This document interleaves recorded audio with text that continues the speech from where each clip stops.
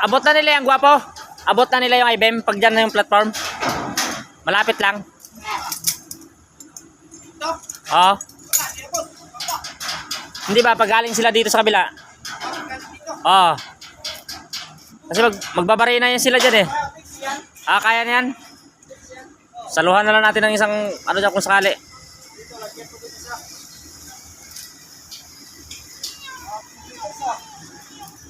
Ano pa rin marami?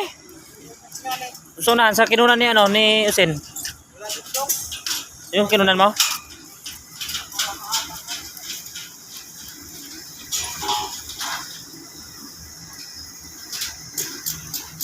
No, saan yung sinasabi mo mga 3 meters kanina?